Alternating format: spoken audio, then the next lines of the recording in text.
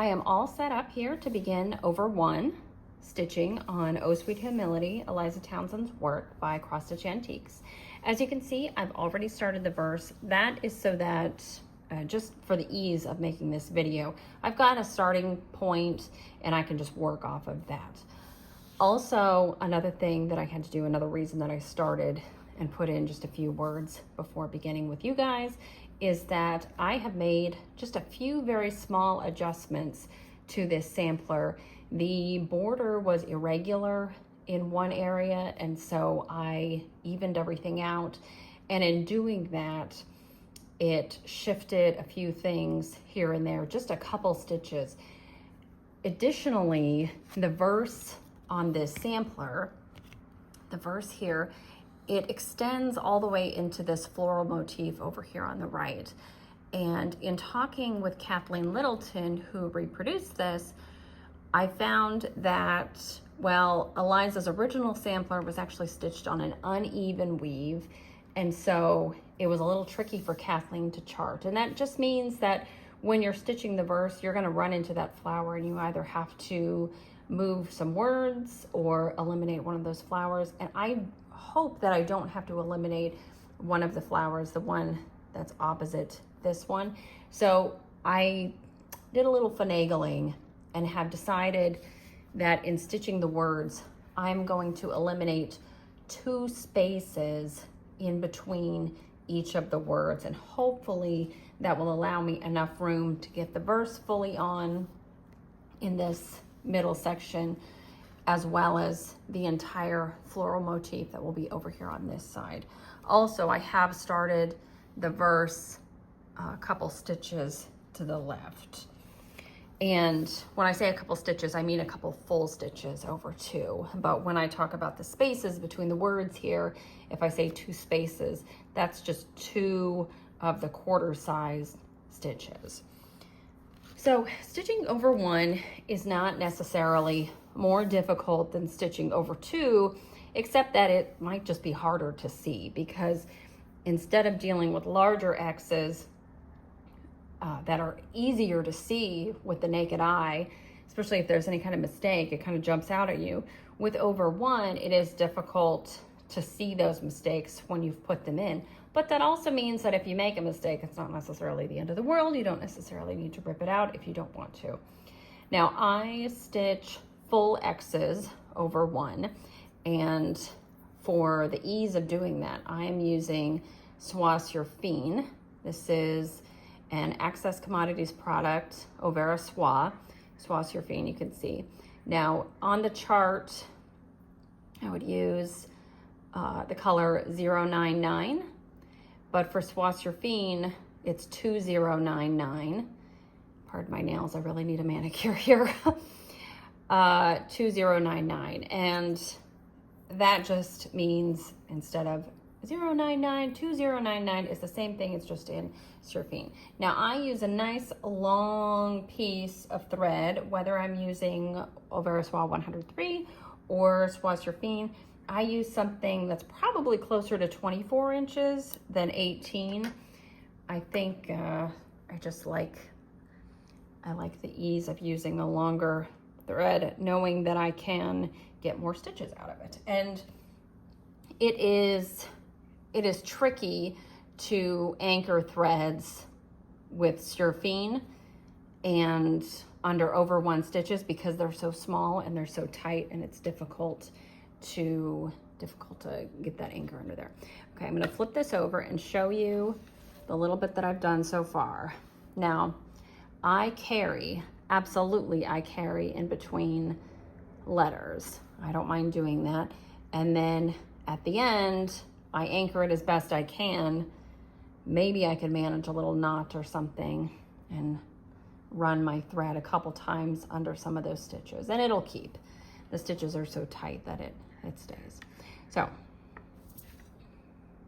I'm gonna go ahead and take a look at my chart and see where I need to start next. And I'll show you this. So Kathleen included full size verse in its own, and then she also included the whole thing on one page, which makes it easier to read. So as I said, I am going to eliminate 2 spaces. So instead of having 6/1 spaces in between humility and can, I am just going to have 4/1 spaces between humility and can, which equates to 2 full-size stitches. That's the thing that you have to keep straight in your head, is the counting. You have to decide if, when you're stitching a verse over 1, are you going to count as you have been and talk about 1 space and a half a space, or are you going to shrink the scale and talk about spaces as over one spaces? Okay, so let me determine where I am going. So the Y and humility and the C and can, they are across from each other very nicely. Now this is difficult because I have my phone right in front of my head, right where my head would be. So I have to go not 6 spaces to the C because I'm eliminating 2 spaces. I'm going to go 4. And I'm going to count each one of those physically. 1, 2, 3, 4. So that is where the side of my C needs to end up. So what I do is I just wiggle it, open up a little hole there. Hopefully you can see that hole. And that tells me that's where I need to start. Or that's where one point of my C is going to be. Now, if you watched my Stitch With Me Algerian eyelets video, you will remember that in order to anchor my thread, I kind of start away from where I am going to be stitching, start where I'm going to be moving toward. Now, with this, I like to leave a nice long tail.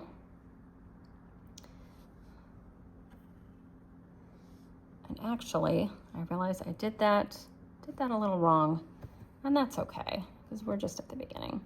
Okay, so where my needle is up, that is the bottom left corner of my C's side, of my C's left side. So I want to go 1, 2, 3 spaces up. That's going to be the top of that section of the C, if that makes sense. I'll just show you. So this is the C. That's the top left, or the bottom left corner of the side, but I counted up to this point here, this little intersection there. And that's where I'm coming, that's the first stitch I'm going to make.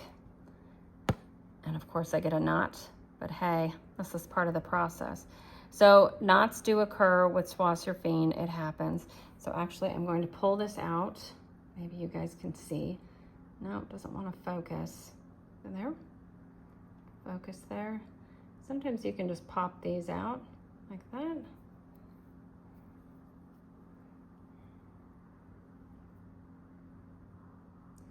This is just part of it. I get knots quite a bit.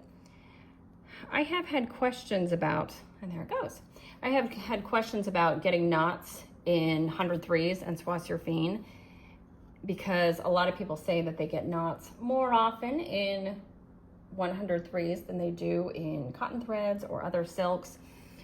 And what do I do about it? Well, I find that I get knots no matter what. It's just something that we deal with, and I don't necessarily notice that I get more knots with 103s than I do with other threads. But I also stitch primarily with 103s, so it's just sort of the norm for me.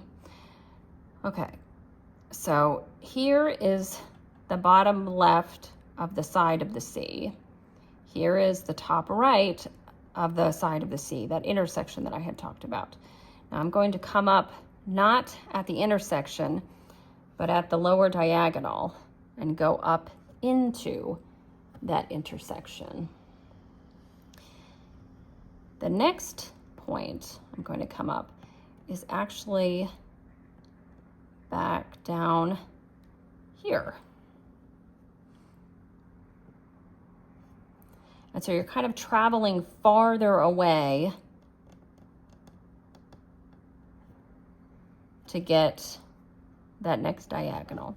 So I am coming down and up, and then coming further down and going up, and coming further down and going up. And that's how I managed to get 3 diagonal stitches over 1 without any slippage. And that's what you'll hear people talk about. Problems with over 1 is that you can easily slip your thread in between linen fibers. And when that happens, you'll notice it immediately. It'll just happen, and just backtrack. Just come back out of or into whatever it may be, the hole that you just went through, and find a different path. Now, another thing I was doing when I was finding my next point to come up is I was sort of coming farther over this way to the left and sort of scraping the back so that I would necessarily scoop up this tail and lock it in here. And I'll show you what I mean by that. So here's my tail. I just popped it out. That's my tail.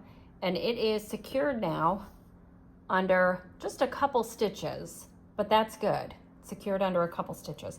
And it will, excuse me, it will get itself caught under more stitches as we go along. And if I need to be sure of that as I am going along, I can just flip my hoop and double check. All right, so I now have the first legs of this side of the C. And I'm down here at this point. I've done these 3. Now, looking at my stitch path, I think I want to end up at this point at the C so I can just pop over to the A. So what I'm going to do is I'm actually going to jump back up here and do these 2 stitches, and then come back down here and come around here. And I have no problem jumping that far because we're not talking about 1, 2, 3 full stitches over 2. We're talking about 3 stitches over 1. So I have no problem jumping around. And also, if I jump a little bit, it ensures that I don't have any slippage. Absolutely. So now I am going to jump up here. So that is this intersection here. Now I could go from bottom left to top right and then down, bottom left to top right.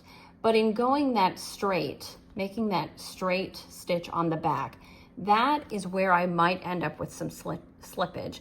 So what I'm going to do is, instead of going bottom left to top right here, I'm actually going to jump to this next stitch, the one on the end is what I'm going to do. So we're actually jumping a little bit farther. And so it happens that you may actually use just as much length in stitching over 1 as you use stitching over 2, just because of the jumping around, the manipulating that you have to do with your stitches in order to make sure that there is no slippage. And I should say that I am showing you guys how I stitch over 1. I was never actually taught in person by anyone how to stitch over 1. It's just something that I had to kind of figure out in reading charts and looking at linen and everything and listening to people talk about it on Flosstube. Just kind of figure it out. So if I am stitching in a way that does not make any sense to you or is completely contrary to how you have been stitching over 1, there is no reason why you should have to change what you are doing. If you are happy with your results, you like how your over 1 stitches come out, then keep doing what you're doing by all means. I just thought I would show you guys how I do it. I'm so happy to have gotten to this point on this chart. So I thought, since I have a lot of over 1 ahead of me, I might as well share this with you. All right, back to the chart now. I have done these 3 stitches as well as the 2 at the top, and this is where I'm going. So normally, again, I would do bottom left to top right, bottom left to top right. That's just how I operate. That's how I stitch over 2. That's how I have done every stitch in my adult life is bottom left to top right, and then I do the other leg. But again, we want to make sure we don't have any slippage. So I'm actually going to skip and go to that next stitch and kind of work backwards. So you can see, I hope you can see that I've got a gap. And sometimes I will put my needle in. You might see this happening if you can see close enough. I'm not sure how well this is working. Sometimes I'll put my needle in a spot where I don't need to go, but I need a spot to work off of. So if you see me put my needle in and then move it over, up, down, over, whatever it may be because I'm counting. That's how I count. I want to physically touch each of the holes so I know that I'm going to the right spot. Okay.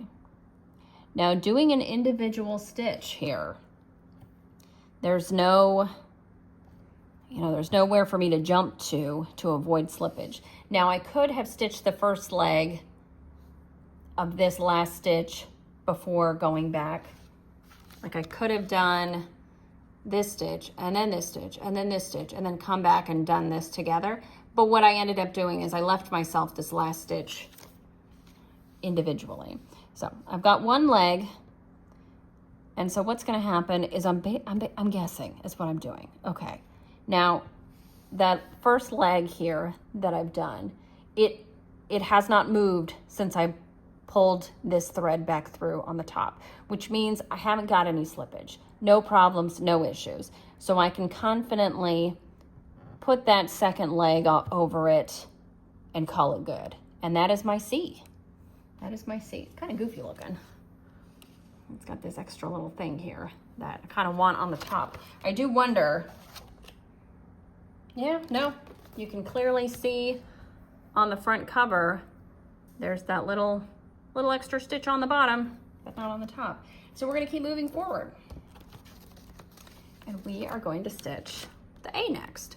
So I've just done this so I can pop over to this stitch right here. You can see there are 2 spaces in between. And when I say spaces, I mean over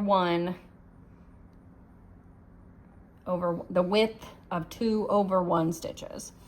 So we've got our stitch done. So 1, 2. I'm going to do that first leg. Oh, and I can feel my tail on the back. So let's flip it over and see what that's doing. Okay, so the tail actually has been caught a bit more by a couple stitches. But actually what I'm going to do here, since I have the opportunity, is you see this loop that I just formed in that last stitch that I made. I'm actually going to collect my tail in that. I'm going to pull it tight. And now I know that it's been caught by at least one more thing. It's going to be over heading that way, and it's going to hopefully get caught by a few more stitches. So that's what we'll do. Flip it over again. Sorry guys if I'm shaking the table. All right, let's find my needle. And you may see this stand, this hoop, these magnetic fabric ties. I will link all the products that you see here in the description box below. And if you have any further questions, please let me know. Okay, so I've got the first leg of that A done, or I should say of that one stitch. I put the first leg of this stitch in. So I'm gonna kind of pop up and do the first legs of those 2. Kind of make a zigzag. Oh, look, we got another knot. Boy, my nails look terrible. And my hands look terrible. There we go, popped it out. No problem. Okay, so kind of went backwards with that leg, if you know what I mean. Now with this one, I'm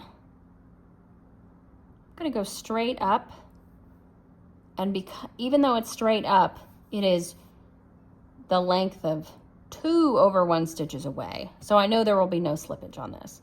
So I can confidently go straight up to do this first diagonal stitch. Now, I think right here is a good opportunity for me to show you and talk about, full crosses versus half crosses over 1. All of these letters here are full crosses over 1. The C is a full cross over 1. Now the 3 legs that I've done here for the A are half crosses. They're single legs over 1. And if you decide to do only the first leg over 1, it will maybe be easier, certainly less time consuming just because you're doing half the legs, but you will have a much lighter look, maybe even an incomplete look on your over 1 letters. Now maybe on 46 or 56 you just don't want to, or you think it doesn't matter, and that's fine. That's your prerogative, however you want to stitch. But if you're talking about a lower count, like 28, 32, something like that, I really would encourage you to do full crosses over 1. I think the letters look more complete.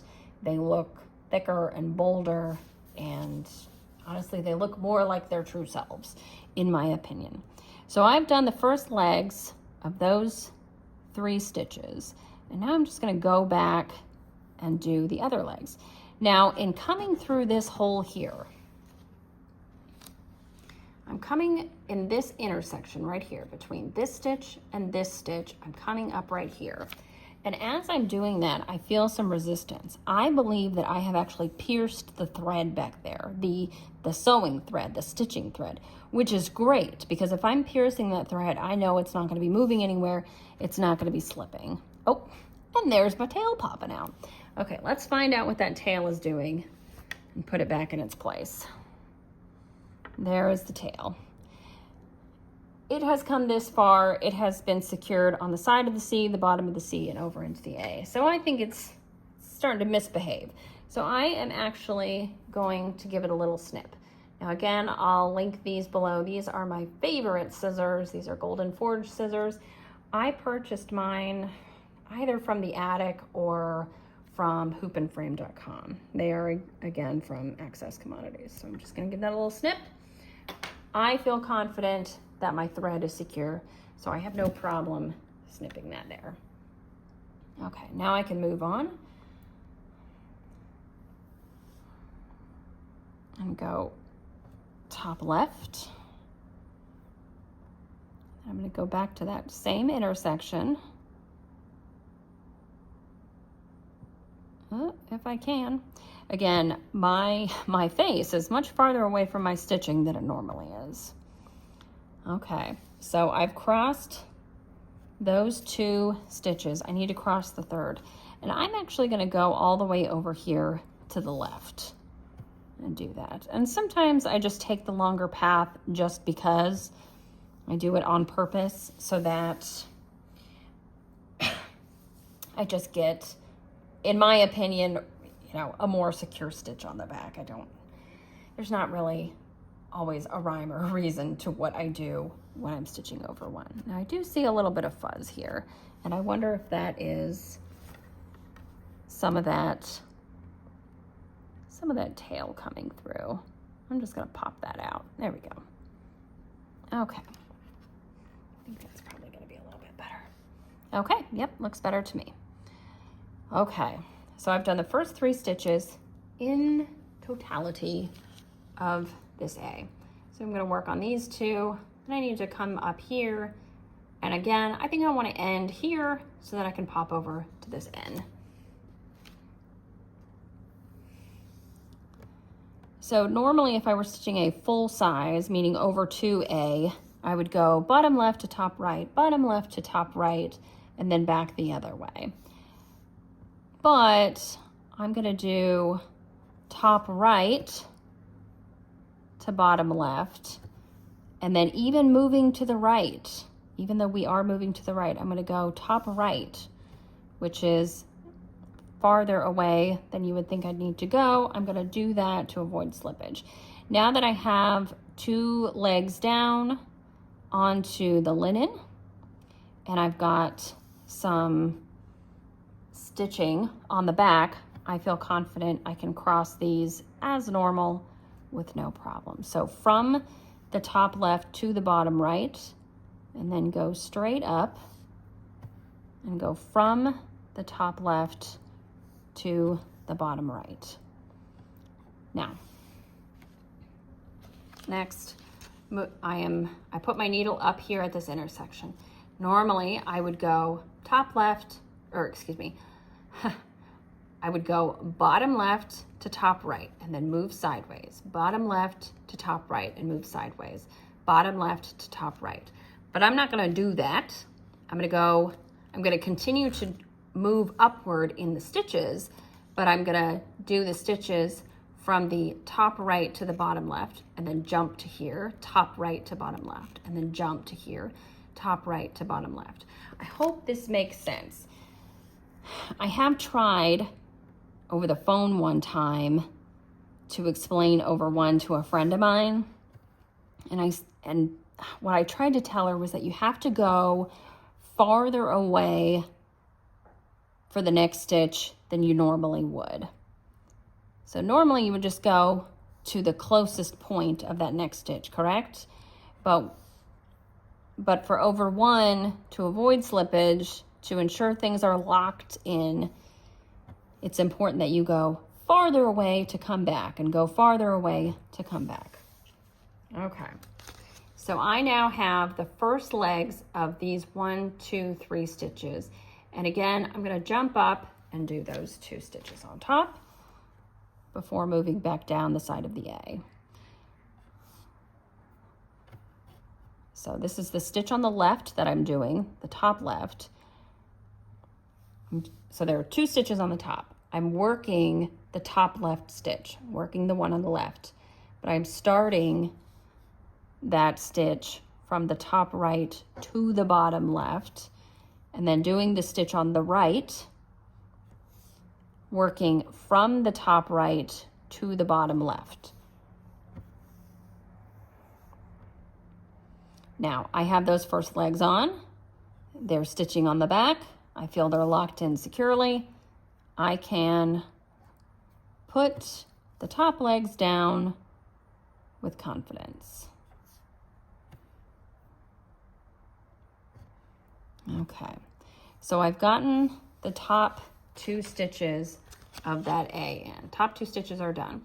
Now I need to move back down here and do that last stitch before moving on to the N. Now, I've ended by going down in that intersection right there. So obviously I can't come up in that intersection. So I'm gonna have to come up on the bottom right of this stitch and then continue my way down. And that's what I'm going to do.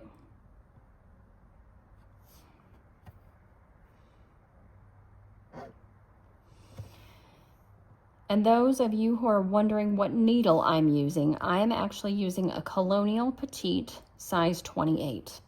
It is my favorite needle and I use it for everything.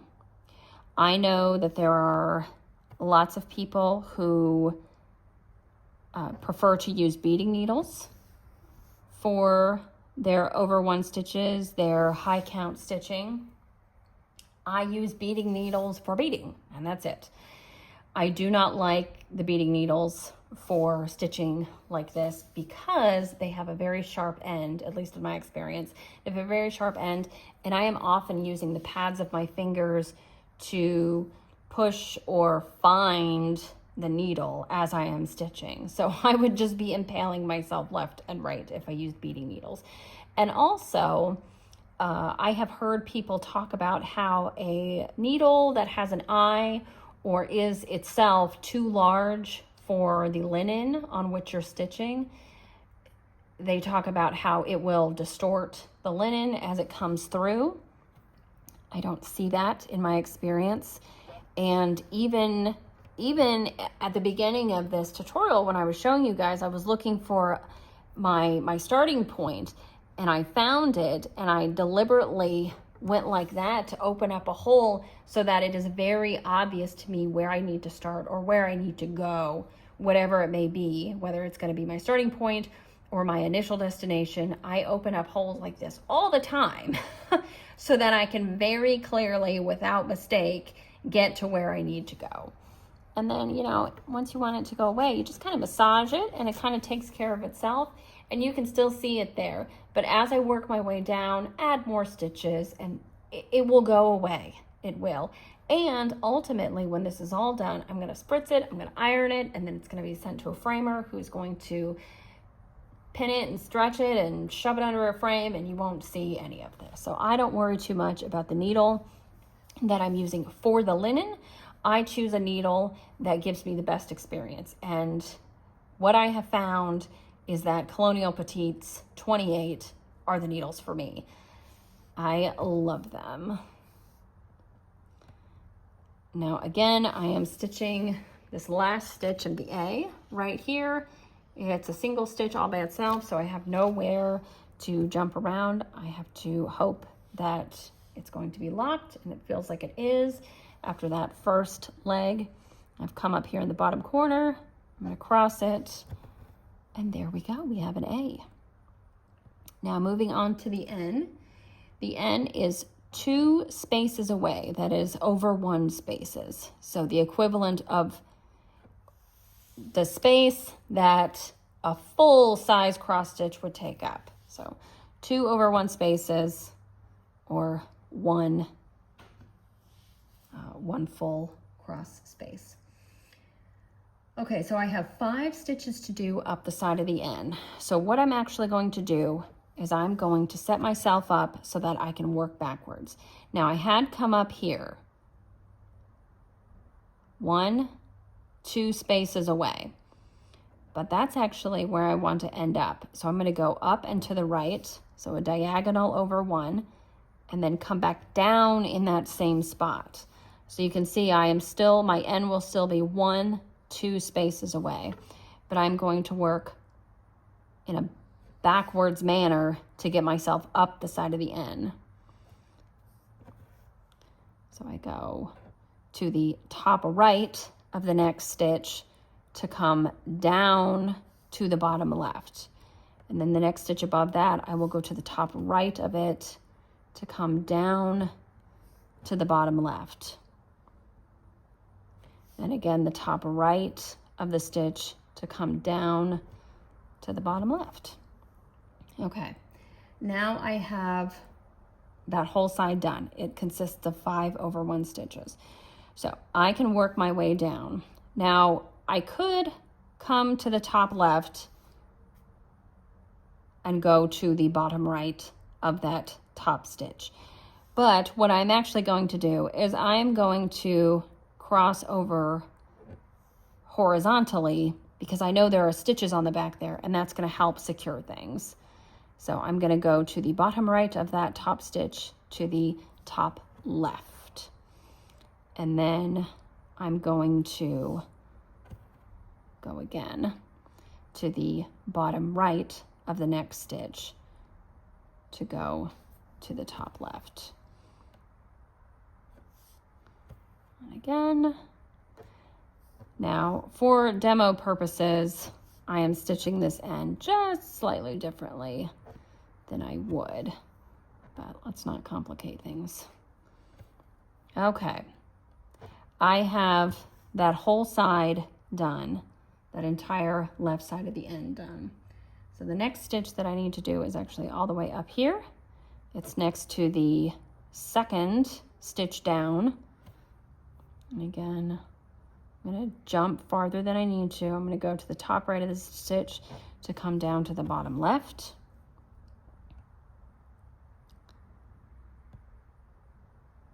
And then looks like I have another stitch up and to the right, so on a diagonal.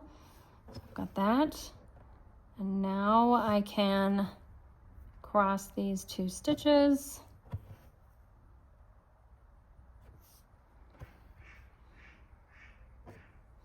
And that forms the hump of the N. So now I will be able to make the right side of the N, which just consists of 4 stitches stacked vertically. So because I'm going down, I'm gonna go down to these bottom stitches. I need to first go down to go up. I'm gonna go to the next stitch, and I'm gonna go to the bottom left of the next stitch to go to the top right. I'm going to go to the bottom left to go to the top right. And I'm going to go to the bottom left to the top right. And again, I could, if I were stitching this normally over 2, I would just go here into the bottom right corner, but I'm actually going to go sideways because I know there are threads on the back that are going to help secure things. And then I can move upward as normally. Oops. You gotta be careful. Accidentally pull things on the back every once in a while. So again, I use really long lengths of thread, and some people may, I'm sure a lot of people would want to use something shorter, but stitching over 1 really does eat up the thread, and I don't want to have to constantly be stopping and starting things. It is more difficult, I find, to secure threads on the back under over 1 stitches than it is to secure underneath full crosses over 2. And so I don't want to have to deal with that more often than I have to, put it that way. And I do not stop and start for every letter. I do not stop and start for every word. I carry between words, even with a dark thread on a light linen like this. I find it really doesn't make that much of a difference. And I believe I've talked about this before. I have to decide for me what is the best compromise between making my stitching look the best that it can be and making my stitching experience the best that it can be. And for me, yes, I want things to look very neat and tidy and clean and crisp, but I also don't want to spend all of my time stopping and starting. So I will not do that. Okay, so we stitched a whole word, a whole word. So the next word that we go to, let's see, what is it? It starts with a W. I can't even remember what the word is. It's words. The word is words. All right, we stitched this in, and we have to get over here to this W. And yes, I will jump. And 1, 2, 3, 4, 5, 6. That's how I count. I don't know how anybody else counts, but that's how I count. So I start here at the corner of the N, and then I go 1, 2, 3, 4, 5, 6. That's the point I need to reach. Now, I said in the beginning, at least I hope I said in the beginning, I am eliminating 2 spaces in between words in the verse to help ensure that the whole verse can fit in this section between this floral motif and the one that is on the other side. So I will count 1, 2, 3, 4. Not 6, but 4. Okay.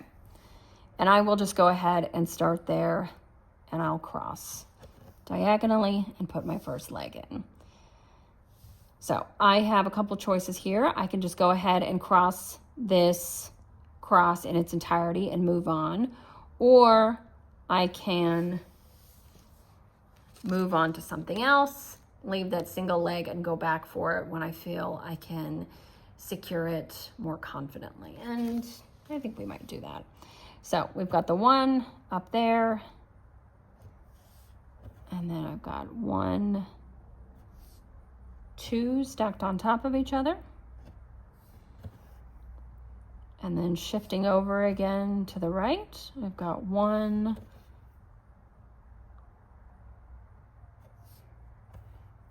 2 stacked on top of each other.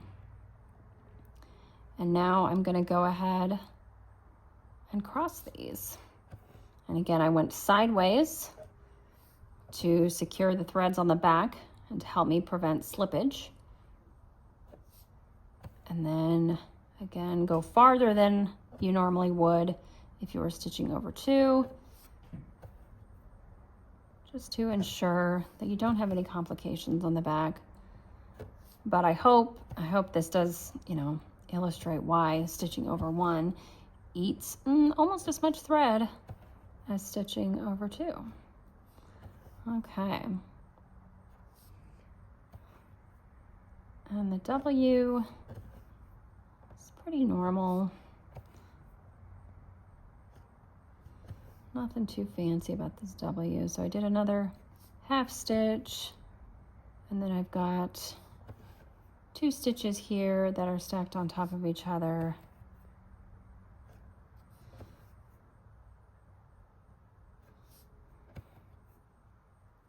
Okay, so no, see, this popped out. It went all the way over here. So what I'm gonna do, I don't know why I did that, but I'm gonna put down where I was. And I'm just gonna go all the way up here because I can. And I know that that won't cause any problems. So there, did that. Now I'm gonna go ahead and cross that. All right.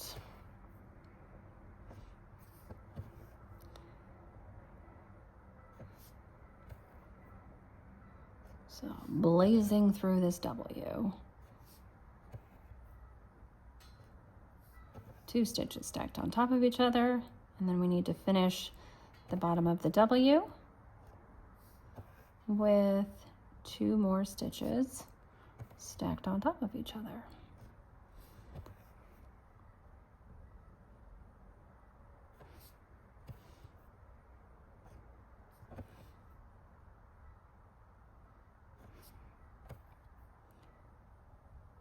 It is not super difficult. If you have good lighting, magnification if necessary, and the patience to do it, you can stitch over 1. I would not recommend stitching over 1 on 56. I have done it, and I will probably do it again. But for something that has a lot of over 1, a big verse, all done over 1, you know, choose something that you're comfortable with. Choose a count that you think will make it easier for you if you haven't done a lot of over 1 or if you haven't done any over 1. Don't make it so tiny that it won't be enjoyable for you. Now, I really like stitching on 46 count, which this is. This is 46 count Through the Looking Glass by Tabby Cat Linens. And I love, it's kind of like a bone color, kind of a grayish ivory. And I love how it works with the colors in this sampler. And I could have possibly stitched this sampler on something else, on a 40 count or something, which would have made the over 1 stitching a little bit easier. But I like the overall look of my 103s on 46 count. But you have to do what's right for you. If you normally stitch on 40 count, but you're picking up a project that has a lot of over 1, maybe consider moving down to like a 32 or something. You have to do what's right for you. There's no right or wrong. And as I said before, this is how I stitch over 1. It's not necessarily the be all end all. You stitch in a way that works for you. But I thought I would share my process here. I will stitch a bit more, do a couple more letters, and hopefully on my next floss tube I'll have quite a bit to show you here. Quite a bit of, well, I'll have a lot of progress anyway because I have added a lot to this piece. I have completed the grass, I've added a motif up here at the top and even worked on the border, and we'll go ahead and continue working on the over 1 verse.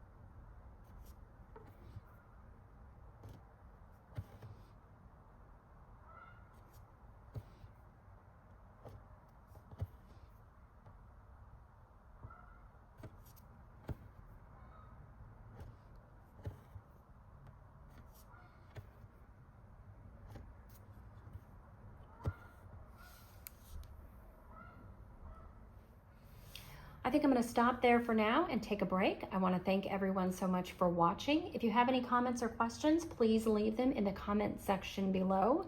Additional information will be in the drop-down box, and if you would rather send me a private message, you can do so on Instagram. You can find me there at Stitch Stitch Bead. But thank you so much, and I'll talk to you guys soon. Very happy stitching to you all.